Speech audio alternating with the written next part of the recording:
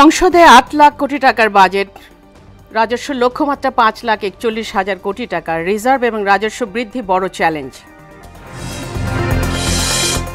বাজেটের রাজস্ব আয়, রিজার্ভ এবং জিডিপি লক্ষ্যমাত্রার সঙ্গে বাস্তবতার মিল নেই বলছে সিপিডি। বাজেটকে জনবান্ধব বললেন ব্যবসায়ী নেতারা। এবং অপচিকিৎসায় রোগীর মৃত্যু হলে চিকিৎসকের ছাড় নয়, হুঁশিয়ারি স্বাস্থ্যমন্ত্রীর। অবৈধ হাসপাতাল ক্লিনিকের বিরুদ্ধে অভিযান অব্যাহত রাখার ঘোষণা।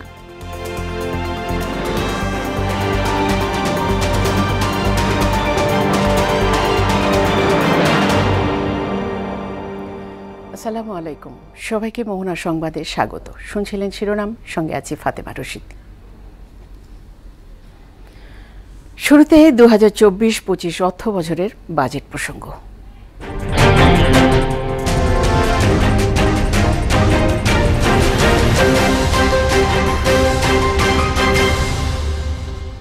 এবার বিস্তারিত। 7,97,000 কোটি টাকার বাজেটে মূল্যস্ফীতির 6.5% বেঁধে রাখতে চায় সরকার। বাজেটের রাজস্ব আয়ের লক্ষ্যমাত্রা থাকছে 5,41,000 কোটি টাকা আর জিডিপি প্রবৃদ্ধি 6.7%। বৃহস্পতিবার জাতীয় সংসদে বাজেট উত্থাপনের পর অর্থমন্ত্রী আবুল হাসান মাহমুদ আলী জানান, নিত্যপণ্যের দাম সহনীয় রাখাই হবে আগামী বাজেটের প্রধান লক্ষ্য। মনিরুল ইসলামের রিপোর্ট।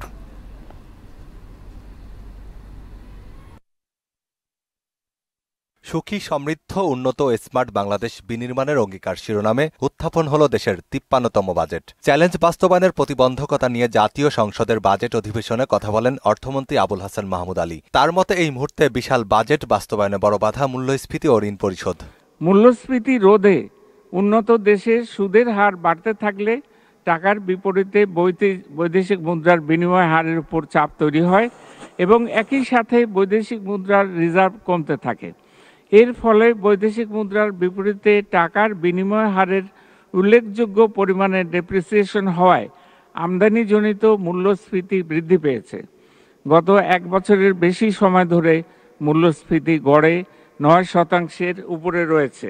7,97,000 কোটি টাকার বাজেটে রাজস্ব আয়ের লক্ষ্যমাত্রা ধরা হয়েছে 5,41,000 কোটি টাকা। 2,56,000 কোটি টাকার ঋণ নেয়ার লক্ষ্যমাত্রা থাকবে। ইতোমধ্যেই 2,65,000 কোটি টাকার বার্ষিক উন্নয়ন কর্মসূচি এডিপি অনুমোদন দেওয়া হয়েছে। আগামী 2024-25 অর্থ বছরে বাজেটের আকার প্রাক্কলন করা হয়েছে 7,97,000 কোটি টাকা, যা জিডিপির 14.2%। পরিচালন সহ অন্যান্য খাতে মোট 5,32,000 কোটি টাকা এবং বার্ষিক উন্নয়ন কর্মসূচিতে 2,65,000 কোটি টাকা বরাদ্দের প্রস্তাব করছি। রাজস্ব আদায় হলেও বড় অঙ্কের ঘাটতি পূরণে সরকার ঋণ নিতে চায় অভ্যন্তরীণ ব্যাংক ও বৈদেশিক খাত থেকে। এর মধ্যে ব্যাংক থেকে 1,37,500 আর বিদেশি ঋণ 1,27,200 কোটি টাকা, আর সঞ্চয়পত্র থেকে ঋণ নেবে 15,400 কোটি টাকা। ঘাটতির পরিমাণ দাঁড়াবে 2,56,000 কোটি টাকা, যা জিডিপির 4.6%। IMF এর শর্ত পূরণে বাড়তি রাজস্ব সংগ্রহে নতুন কিছু কৌশল নেওয়া হয়েছে। মধ্যবিত্ত শ্রেণীর মানুষের অতি প্রয়োজনীয় অনেক পণ্য ও সেবায় শুল্ক ও কর বাড়ানো হচ্ছে। কিছু ক্ষেত্রে আরোপ করা হচ্ছে নতুন বাধ্যবাধকতা, আর 15% কর দেয়া সাপেক্ষে কালো টাকা সাদা করার সুযোগও রাখা হয়েছে। তবে আয় কর সীমা অপরিবর্তিতই থাকছে। মূল্যস্ফীতির হার কমিয়ে আনার লক্ষ্যে সংকোচনমূলক মুদ্রানীতি অনুসরণ করা হচ্ছে এবং রাজস্ব নীতিতেও সহায়ক নীতিকৌশল অবলম্বন করা হচ্ছে। মূল্যস্ফীতির চাপ থেকে সাধারণ মানুষকে সুরক্ষা দিতে ফ্যামিলি কার্ড, ওএমএস ইত্যাদি কার্যক্রম জোরদার করা হয়েছে। আমাদের গৃহীত এসব নীতিকৌশলের ফলে আশা করছি আগামী অর্থবছরে মূল্যস্ফীতি 6.5% নেমে আসবে। নিত্যপণ্যের বাড়তি দামের কারণে কষ্টে আছে মানুষ। মে মাসেও মূল্যস্ফীতি ছিল 10% কাছাকাছি। আছে ডলার সংকট, এতে পণ্য আমদানি সংকুচিত করে রাখা হয়েছে। এক বছর আগের তুলনায় এবছরের মে মাসে রপ্তানি আয় কমে গেছে 16%। এত সব চ্যালেঞ্জ মোকাবিলায় প্রস্তাবিত বাজেট কতটা গণমুখী হবে সে প্রশ্ন থেকেই যায়। আমাদের ভবিষ্যৎ প্রজন্মকে বিজ্ঞান, প্রযুক্তি ও কারিগরি শিক্ষায় উপযুক্তভাবে গড়ে তুলতে হবে। মনিরুল ইসলাম, মোহনা সংবাদ, ঢাকা। এবারের বাজেটের রাজস্ব আয়, রিজার্ভ, জিডিপি লক্ষ্যমাত্রার সঙ্গে বাস্তবতা এবং যৌক্তিকতার কোনো সম্পর্ক নেই বলে দাবি করেছে গবেষণা প্রতিষ্ঠান centre for policy dialogue CPD.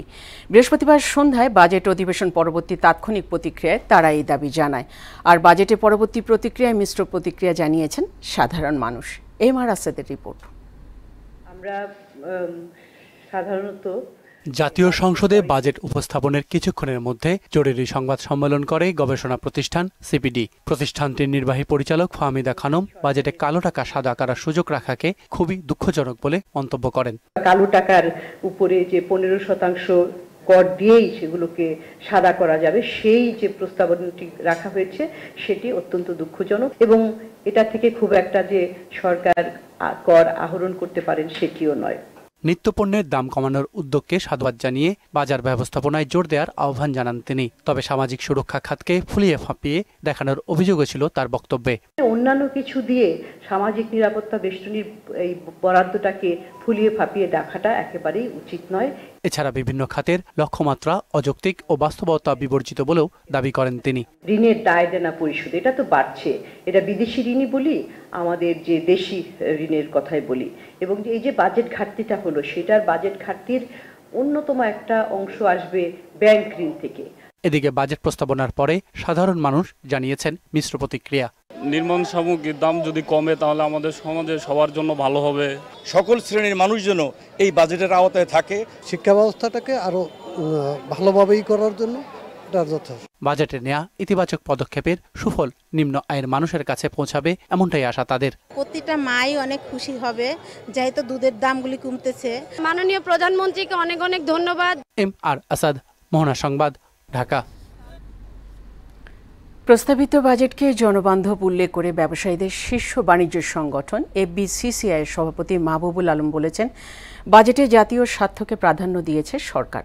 বৃহস্পতিবার সন্ধ্যায় এফবিসিসিআই এর মতিঝিল কার্যালয়ে বাজেট নিয়ে তাৎক্ষণিক প্রতিক্রিয়ায় এসব কথা বলেন তিনি। আর সরকারি বেসরকারি প্রতিষ্ঠান চেষ্টা করলে এ বাজেট বাস্তবায়নযোগ্য বলে মন্তব্য করেছেন ঢাকা চেম্বার অব কমার্সের সভাপতি আশরাফ আহমেদ। এমদাদুল হক খানের রিপোর্ট। জাতীয় সংসদে প্রস্তাবিত জাতীয় বাজেট নিয়ে তাৎক্ষণিক প্রতিক্রিয়া জানাতে রাজধানীর মতিঝিলে নিজস্ব কার্যালয়ে সংবাদ সম্মেলন করে এফবিসিসিআই। তাৎক্ষণিক প্রতিক্রিয়ায় সংগঠনটির সভাপতি জানান, প্রস্তাবিত বাজেট যৌক্তিক ও বাস্তবসম্মত। বাজেটের জাতীয় স্বার্থ প্রাধান্য পেয়েছে। এই বাজেটটা অবশ্যই সরকার এটা যৌক্তিক এবং বাস্তবসম্মত, এটা আমার মনে হয় এটা বাস্তবায়নযোগ্য। তিনি বলেন, ঘাটতি বাজেট পূরণে সরকার দেশীয় ব্যাংক থেকে ঋণ নিলে ব্যবসায়ীরা ঋণ পাবেন না, তাই বিদেশ থেকে ঋণ নিতে সরকারকে আহ্বান জানায় এফবিসিসিআই। 1,37,000 কোটি টাকা ব্যাংক থেকে নেওয়ার জন্য প্রস্তাব করেছে। আমরা মনে করি এটা বেশি, কারণ এটা যদি ব্যাংক থেকে সরকার নেয় তাহলে আমরা ব্যবসায়ীরা ব্যাংক থেকে টাকা নেওয়ার ক্ষেত্রে একটা জটিলতা হইতে পারে। এদিকে প্রস্তাবিত জাতীয় বাজেটকে স্বাগত জানিয়েছে Dhaka chamber of commerce and industries. সংগঠনটির সভাপতি জানান, সবার প্রচেষ্টায় এ বাজেট বাস্তবায়ন সম্ভব।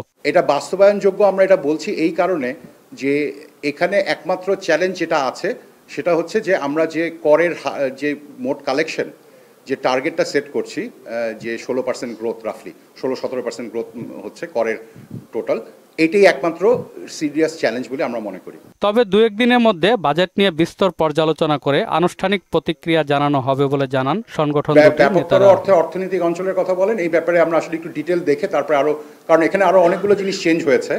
এমদাদুল হক খান, মোহনা সংবাদ, ঢাকা। চেঞ্জ হয়েছে তা হাসপাতালে অপচিকিৎসায় কোনো রোগীর মৃত্যু হলে জড়িত চিকিৎসককে কোনো রকম ছাড় দেওয়া হবে না, এমন হুঁশিয়ারি দিয়েছেন স্বাস্থ্যমন্ত্রী সামন্ত লাল সেন। বৃহস্পতিবার নারায়ণগঞ্জের রূপগঞ্জ উপজেলার স্বাস্থ্য কমপ্লেক্স পরিদর্শন শেষে এক মতবিনিময় সভায় তিনি এসব কথা বলেন। দেশের বিভিন্ন স্থানে অবৈধভাবে গড়ে ওঠা ডায়াগনস্টিক সেন্টার ও ক্লিনিকের বিরুদ্ধে অভিযান অব্যাহত থাকবে বলেও জানান মন্ত্রী। চিকিৎসায় কোনো নেগলিজেন্সি সেটাও আমি সহ্য করব না, মানে কোনো রকম গাফিলাতি আমি সহ্য করব না। আমার চিকিৎসক ভাইরা, রুগীদেরকে আমরা সর্বাত্মক চেষ্টা করব। কিছুক্ষণ আগে গাজী ভাই বলছিলেন কথাটা, আমিও জানি যে আমাদের প্রতি একটা নেগেটিভ ধারণা সাধারণ মানুষের, আমি সেটা চেঞ্জ করতে চাই। মানুষ যেন ডাক্তারদের উপর আস্থা পায়, মানুষ যেন ডাক্তারদেরকে দেখে সম্মান করে, সেইটা আমরা ফিরিয়ে নিয়ে আসব। এবার বিভিন্ন জেলা উপজেলায় সভা সমাবেশ সহ নানা বিষয়ে প্রতিনিধিদের তথ্যে ডেস্ক রিপোর্ট। ঝিনাইদহে জুন মাসের ভর্তুকি মূল্যে খাদ্যপণ্য বিক্রি শুরু করেছে বাণিজ্য মন্ত্রণালয়ের অধীনে ট্রেডিং কর্পোরেশন অব বাংলাদেশ। এ কার্যক্রমের উদ্বোধন করেন জেলা প্রশাসক SM রফিকুল ইসলাম। ফেনীর সমুদ্র উপকূলীয় উপজেলা সোনাগাজীতে বিদেশ প্রত্যাগত অধিবাসী কর্মীদের পুনঃ একত্রীকরণ রেস প্রকল্পের ভূমিকা শীর্ষক সেমিনার অনুষ্ঠিত হয়েছে। দিনাজপুরের বিরলে কৃষি সম্প্রসারণ অধিদপ্তরের আয়োজনে ফলমালার উদ্বোধন করা হয়েছে। অনুষ্ঠানে প্রধান অতিথি ছিলেন উপজেলার সহকারী কমিশনার ইশতিয়াক আহমদ। সাতক্ষীরার শ্যামনগরে উপকূলীয় অঞ্চলের নারী এবং প্রান্তিক জনগোষ্ঠীর সমস্যা সমাধানে সচেতনতামূলক বৈঠক, সুপেয় পানির ব্যবস্থা ও গাছের চারা বিতরণ কার্যক্রম অনুষ্ঠান হয়েছে। দুর্নীতি দমন কমিশন দুদক নারায়ণগঞ্জের আয়োজনে গণশুনানি অনুষ্ঠিত হয়েছে। প্রধান অতিথি ছিলেন দুর্নীতি দমন কমিশনের কমিশনার জহিরুল হক। মেহেরপুর সদর উপজেলার পিরোজপুর ইউনিয়নের কাজলা নদী বাঁচানোর দাবিতে মানববন্ধন করেছে গ্রামবাসী।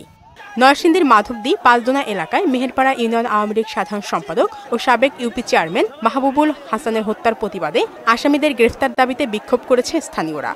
ঘূর্ণিঝড় রিমালের প্রভাবে ক্ষতিগ্রস্ত বিদ্যুৎ সঞ্চালন লাইন মেরামতের সময় ও অতিরিক্ত কাজের চাপে বৈদ্যুতিক দুর্ঘটনা এবং শারীরিকভাবে অসুস্থ হয়ে নিহত পল্লী বিদ্যুতের কর্মচারীদের স্মরণে নবাবগঞ্জে শোকসভা, গায়েবানা জানাজা ও দোয়া মাহফিল অনুষ্ঠিত হয়েছে।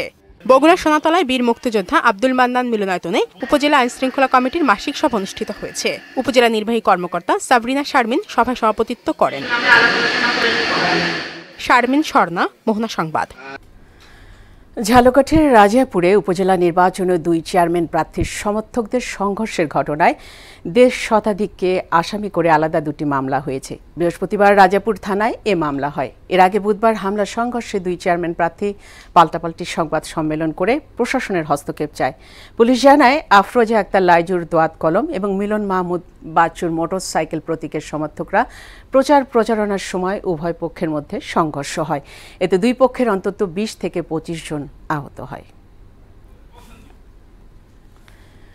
কুষ্টিয়ায় কোরবানির ঈদকে সামনে রেখে শেষ সময়ে গরু পরিচর্যায় ব্যস্ত সময় পার করছেন খামারিরা। দেশের বিভিন্ন হাটে নেওয়ার সময় প্রস্তুতিও নিচ্ছেন তারা। এবার খামারের গরুর ভালো দাম পাওয়ায় আশাও করছেন তারা। কুষ্টিয়া থেকে মিলন খন্দকারের তথ্যে আরও জানাচ্ছেন আফরিন পপি। কুষ্টিয়া জেলার 985টি গ্রামে এবছর ছোট বড় মিলিয়ে প্রায় 19,000 খামারে পশু মোটা তাজাকরণ করা হচ্ছে। এর মাধ্যমে ভাগ্যের চাকা ঘুরতে শুরু করেছে খামারিদের। তবে এবার ভারতের পশু আমদানি না হলে লাভবান হবেন বলে আশা করছেন তারা। ভারত থেকে গরু যে কোনোভাবেই যেন না আসতে পারে, তাহলে খামারিরা যে কষ্ট করে এই চড়া মূল্যে খাবার কিনে তারা যে গরু লালন পালন করছে, এই মানে কোরবানি যদি বাইরের দেশের গরু ঢুকে পড়ে তাহলে কিন্তু চরমভাবে তারা ক্ষতিগ্রস্ত হবে। গোখাদ্যের দাম বাড়ায় গরু লালন পালনে খরচ বেশি পড়ছে, তাই বাজারে গরুর ভালো দাম না পেলে ক্ষতির মুখে পড়তে পারেন বলছেন খামারিরা। গরুর খাদ্যর যে দাম, আমরা যেভাবে মানে খাওয়াচ্ছি, পরিচর্যা করতেছি, লালন পালন করতেছি, এইভাবে মানে লসে থাকবে। স্বাস্থ্যসম্মত পরিবেশে আমরা এদেরকে সবসময় এই গরুদের লালন পালন করে থাকি। খামারিদের নিয়মিত প্রশিক্ষণ সহ সব ধরনের সহযোগিতা দেওয়ার কথা জানালেন জেলা প্রাণী ও পশু সম্পদ কর্মকর্তা। এই পশুগুলো আমাদের দেশীয় প্রযুক্তি ব্যবহার করে দেশীয় খাবার খাইয়ে তারা লালন পালন করেছে এবং এখানে কোনো ধরনের রাসায়নিক কোনো খাবারের পদার্থ ব্যবহার করা হয় না। দেশের বিভিন্ন হাটে পশু নিয়ে যাওয়ার সময় যেন হয়রানির শিকার না হতে হয়, সেজন্য প্রশাসনের সহায়তা চান খামারিরা। আফরিন পপি, মোহনা সংবাদ। দর্শক, কুষ্টিয়া থেকে কোরবানির গরুর লালন পালন নিয়ে বিস্তারিত সরাসরি যুক্ত হচ্ছেন সহকর্মী মিলন খন্দকার। মিলন, কোরবানির খামারিদের প্রস্তুতি কেমন?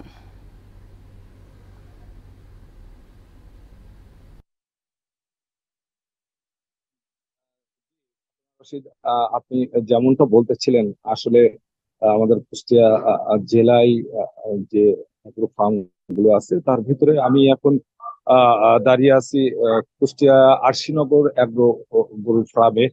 তো আমি এখানে এসে যেমনটা দেখেছি যে আসলে এই গরু ফার্মটিতে আসলে বেশ অনেক মোটা তাজা গরু আছে এবং খুবই পরিষ্কার পরিচ্ছন্নতার মধ্য দিয়ে আর কি এই গরুগুলো আর কি তোলা হচ্ছে এবং গোখাদ্য, বিচালি, ঘাস, এই ধরনের আর কি অনেক কিছু যাবতীয় খাওয়ানোর মধ্য দিয়ে আর কি গরুগুলো হৃষ্টপুষ্ট করা হচ্ছে।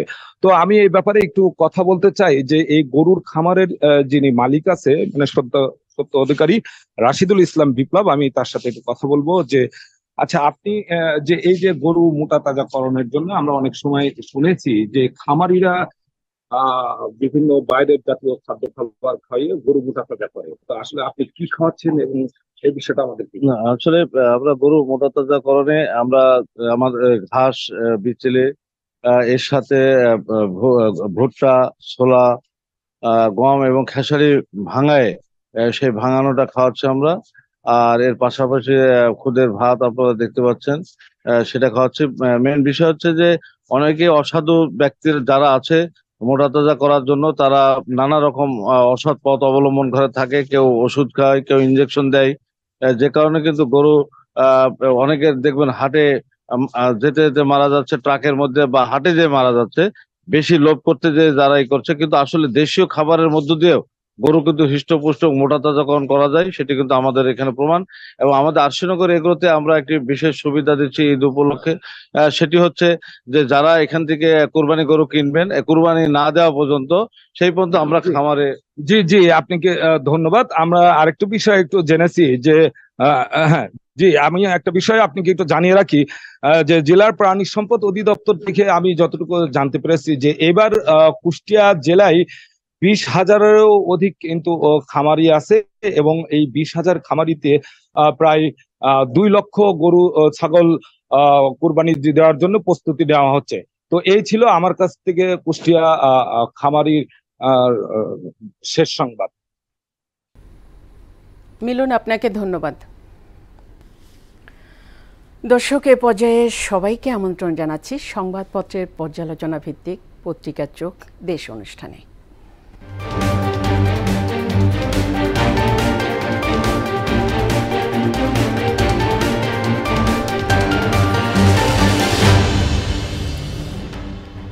দর্শক, অনুষ্ঠানের আজকের অতিথি মোহনা টেলিভিশনের যুগ্ম বার্তা সম্পাদক নয়ন মোরাদ। নয়ন, পত্রিকা চোখে দেশ অনুষ্ঠানে আপনাকে স্বাগতম। প্রথমেই দেখে নেব বিভিন্ন পত্রিকার শিরোনামগুলো।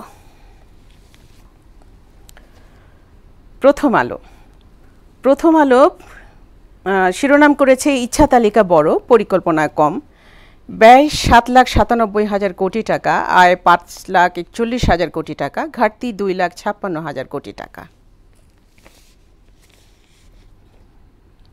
দাম বাড়বে, কমবে যেসব পণ্যের। দৈনিক ইত্তেফাক শিরোনাম করেছে আয় বাড়াতে কমছে ছাড়। বাজেটে বাস্তবসম্মত ও গণমুখী বলছে আওয়ামী লীগ। সমকাল তাদের শিরোনাম করেছে সংকট কাটানোর নির্দেশনা নেই, চাপে পড়তে পারে রপ্তানি খাত। বাংলাদেশ প্রতিদিন করেছে অর্থনীতির খরা এবং বৈরী সময়ের বাজেট, অতি সতর্ক বিনিয়োগ বাজেট। যুগান্তর শিরোনাম করেছে ছিন্ন বিনা তারে বেদনার সুর, বাস্তবায়নের চ্যালেঞ্জ, ঊর্ধ্বমুখী মূল্যস্ফীতি, করের চাপ, সর্বস্তরের ঋণ, সুদ এবং পরিশোধের চাপ, IMF-এর শর্ত পূরণ। দেশ রূপান্তর করেছে বোঝা বয়ে চলা। বণিক বার্তা শিরোনাম করেছে বিশেষ গোষ্ঠীর প্রভাব এবং দুর্নীতি নিয়ন্ত্রণে আসবে না, বাজেটে জনগণের বোঝা বাড়বে। দ্য ডেইলি স্টার শিরোনাম করেছে white money, black money, unethical, unjust and unacceptable. তো এই ছিল আমাদের দৈনিক পত্রিকাগুলোর কিছুটা শিরোনাম। আজকের মানে পত্রিকাগুলি যে শিরোনাম করেছে এবং প্রায় প্রত্যেকটা পত্রিকায় বাজেটকে কেন্দ্র করে শিরোনাম করেছে এবং অধিকাংশ পত্রিকা এক্সট্রা কভার পেজ করেছে এবং দেখলাম যে প্রায় প্রথম পৃষ্ঠা, ফার্স্ট পেজ পুরোই বাজেট দিয়ে ভরা।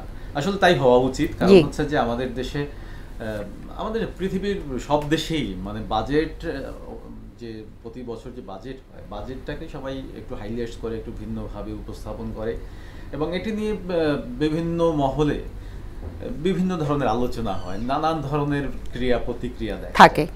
তো আমাদের যেটা হয়েছে সেটা যদি আপনার সঙ্গে শেয়ার করতে চাই, সেটা হচ্ছে ধরেন আমাদের এবারের যে বাজেট 8 লাখ কোটি টাকা, প্রায় 7,97,000 কোটি টাকা।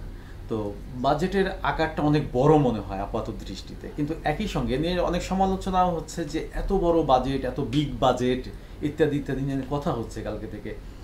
একই সঙ্গে আমরা যদি সামগ্রিক অর্থে চিন্তা করি যে সংসারেও তো বাজেট বাড়ে, তো এত বড় দেশ, এত উন্নয়ন, সামগ্রিকভাবে মানুষের চাহিদা বেড়েছে, উন্নয়নের পরিধি বেড়েছে, অবকাঠামোগত যে বিষয়গুলি সেগুলির পরিধি বেড়েছে, তো সব মিলিয়ে তো বাজেট বড় হবেই স্বাভাবিক। তো এখন কথা হচ্ছে যে 8 লাখ কোটি টাকার যে বাজেট, এই বাজেটের মধ্যে 2,56,000 কোটি টাকার একটা ঘাটতি রয়ে গেছে। তো এই বাজেট হয় কি যে ধরেন আপনি যদি আপনার সংসারের বাজেট করেন কিংবা যে কোনো একটা ছোটখাটো অনুষ্ঠানের বাজেটও আমরা করি, সেই অনুষ্ঠানেও কিন্তু ঘাটতি একটা থেকেই যায়, এরকম একটা ব্যাপার কিন্তু সবকিছুতেই বাজেটের ক্ষেত্রে হয়। তো 2,56,000 কোটি টাকার বাজেটের যে বিষয়টা নিয়ে গতকাল থেকে সুধী সমাজ এবং বিভিন্ন যারা গবেষণা করেন, অর্থনীতিবিদ, তারাও কথা বলছেন যে এত বড় ঘাটতি নিয়ে এই ঘাটতিটা পূরণের কি হবে, এটা তো ঋণ করতে হবে। আর ঘাটতি সাধারণত পূরণ হয় কিভাবে, যে বৈদেশিক ঋণ এবং অভ্যন্তরীণ ঋণ, আমাদের দেশের অভ্যন্তরীণ ব্যাংক থেকে ঋণ নেওয়া বা বিদেশ থেকে বিভিন্ন দেশ থেকে যে আমরা ঋণগুলি নেই, এটা কিন্তু সব দেশই নেয়, শুধু যে বাংলাদেশ নেয় তা না। তো বাংলাদেশ থেকেও কিন্তু আবার অনেকে নেয়, যেমন শ্রীলঙ্কা আমাদের কাছ থেকে ঋণ নিয়েছিল, সেই ঋণ আবার পরিশোধও করেছে, তাদের সেই দেউলিয়ত্ব থেকে ফিরে এসে আবার আমাদের কিন্তু ঋণের কিস্তি শ্রীলঙ্কা দিয়ে যাচ্ছে। তো এখন এত বড় বাজেট বললেই হবে না, কারণ হচ্ছে বাজেটের পরিধি নানা কারণেই বাড়তে পারে, সামগ্রিক উন্নয়ন চিত্র দেখতে হবে, পরিধি দেখতে হবে, মানুষের চাহিদা দেখতে হবে, সবকিছু মিলিয়ে হতে পারে, এটা কোনো সমস্যা না। আরেকটা বিষয় হচ্ছে যে কালো টাকা সাদা করার একটা প্রসঙ্গ সবসময় বাজেটে থাকে, সেটি হচ্ছে যে কালো টাকা সাদা করা, এটা যে শুধু এবারের বাজেটে তা কিন্তু না, এটা সবসময়ই থাকে, প্রতি বছরই থাকে এবং এটা যুগের পর যুগ ধরে চলে আসছে। তো এখন এখানে একটি খুবই গুরুত্বপূর্ণ একটি বিষয় হচ্ছে যে কালো টাকা সাদা করার যে সুযোগ প্রতি বছর দেয়া হয়, এবছর বলা হয়েছে যে 15% সুদ দিয়ে যে আপনার যে পরিমাণ টাকা আপনি কালো করেছেন, সেই কালো টাকা সাদা করার জন্য আপনাকে 15% সুদ দিতে হবে, এটা সাদা হয়ে যাবে, হোয়াইট মানি হয়ে যাবে। এখন সমস্যা হচ্ছে যে মানুষগুলি অবৈধ উপায়ে ইনকাম করেছে, টাকা পাচার করেছে, সেই পাচার করা টাকা এই ইতিপূর্বে কিন্তু কয়েক দফায় বিভিন্ন সময় ঘোষণা করা হয়েছিল, দুদকে ঘোষণা করেছিল, এনবিআর ঘোষণা করেছিল যে এত শতাংশ সুদ দিলে পাচার করা টাকাও ফেরত আনা যাবে এবং এটা সাদা হবে, হোয়াইট মানি হবে, কিন্তু কেউ কিন্তু আনে নাই, কারণ এইটাকে অনেকে ফাঁদ মনে করে যে এখানে আমি পা দেবো না, আমি জানাবো না যে আমি একজন পাচারকারী, বা আমি জানাবো না যে আমার কাছে কালো টাকা আছে। তো এই জায়গাটা একটা বড় সমস্যা, যে কোনোভাবেই মানে বাগে আনা যাচ্ছে না, লোভ দেখিয়ে, প্রলোভন দেখিয়ে কালো টাকাকে সাদা করা যাচ্ছে। আবার বলা হচ্ছে যে প্লট, ফ্ল্যাট যারা কিনেছেন কালো টাকা দিয়ে, ওগুলিও একটা নির্দিষ্ট অ্যামাউন্ট দিয়ে, সুদ দিয়ে আপনি সেটিও সাদা করতে পারবেন বা ওটাকে বৈধ করা যাবে, ফ্ল্যাটটাকে। কিন্তু এটা আসলে কে স্বীকার করবে? আমরা ইতিপূর্বে দেখিনি, আমরা যারা সাংবাদিকতা করি, আমরা যারা টুকটাক খোঁজখবর রাখি, আমরা ইতিপূর্বে কখনোই দেখিনি যে এই ধরনের অফার কেউ গ্রহণ করেছে। কারণ হচ্ছে তাহলেই সে ফেঁসে যায়। হ্যাঁ, তো এই জন্যে এই জায়গাটা খুব গুরুত্বপূর্ণ, যে সেটাকে যদি আরও সিস্টেমে আনা যায়, আরও সুন্দরভাবে সেটাকে উৎসাহিত করা যায় যে ঠিক আছে ভাই, তুমি অবৈধ টাকা উপার্জন করেছো, কিন্তু দেশের জন্য তুমি এটা ফিরে আনো, তুমি দেশের জন্য ফিরিয়ে আনো, তুমি দেশের জন্য এটাকে দাও, আমি তোমাকে মুক্তি দিচ্ছি। সেই জায়গাটা আরও কীভাবে কত অর্গানাইজড ওয়েতে করা যায়, সেইটাও সরকারের আরও সুন্দরভাবে পরিকল্পনার মধ্যে থাকা উচিত। আর বাজেট নিয়ে যদি আরেকটু বলি, সেটি হচ্ছে যে নয়ন, আজকে এ পর্যন্তই, আমরা একদম শেষ পর্যায়ে চলে এসেছি। আপনাকে স্টুডিওতে আসার জন্য অসংখ্য ধন্যবাদ। আপনাকে ধন্যবাদ।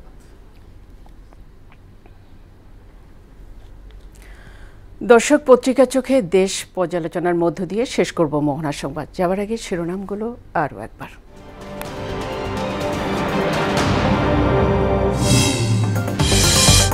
সংসদে ৮ লাখ কোটি টাকার বাজেট, রাজস্ব লক্ষ্যমাত্রা ৫,৪১,০০০ কোটি টাকা, রিজার্ভ ও রাজস্ব বৃদ্ধি বড় চ্যালেঞ্জ।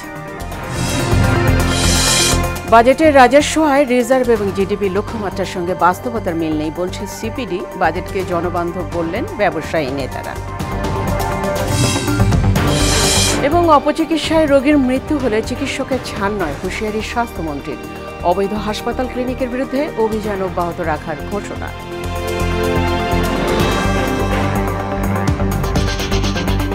এই ছিল মোহনা সংবাদে। পরবর্তী সংবাদ দুপুর ১টায়।